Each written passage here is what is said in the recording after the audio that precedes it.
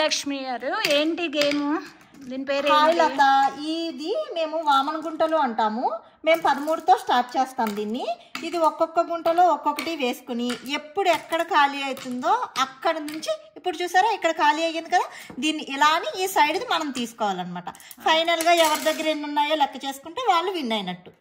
Okay అది మీరైతే ఏమంటారు ఈ గేమ్?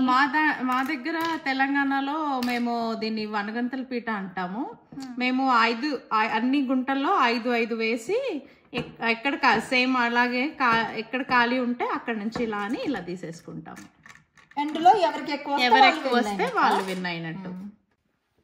మీరే మాధవి ఇప్పుడు అసలు నాకైతే భలే చిన్నప్పటి రోజులు గుర్తొస్తున్నాయి అబ్బా.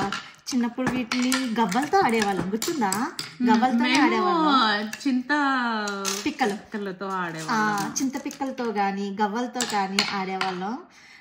దొంగట్లు ఆడేసేవాళ్ళం అప్పట్లో బాబాయ్ గారి పిల్లలతోని పెదనాన్న పిల్లలతోటి. సో ఎంతమంది ఆడచ్చు? ఇద్దరే ఆడతారు. ఇద్దరు ఎందుకంటే ఇటు సైడ్ అటు సైడ్ అంతే. ఇంకా పిల్లలకు ఇలాంటివి నేర్పిస్తే చాలా బాగుంటాయి, చాలా బాగుంటాయి. మా పిల్లలకైతే బాగా ఇష్టం ఇది.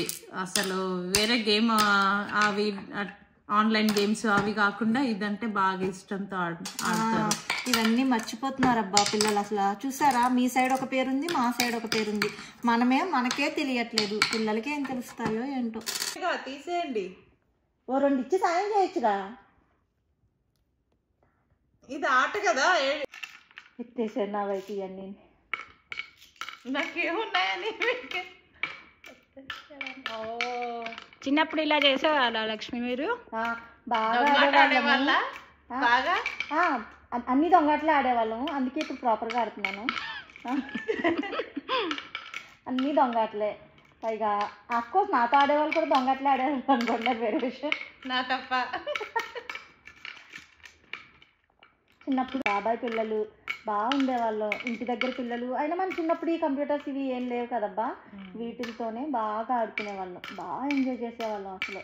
ఇంకా చింతపిక్కలు అయితే మా పిన్నులు మార్నింగ్ అప్పుడు వాళ్ళు వంట చేసుకుని 11:30కి అలా కూర్చునే వాళ్ళం అబ్బా. అసలు 11:30కి మొదలెడితే 3కి అయ్యేది ఆట. మాకు ఒక్క ఆట అవ్వడానికి 3 o'clock, 4 ఆడితే.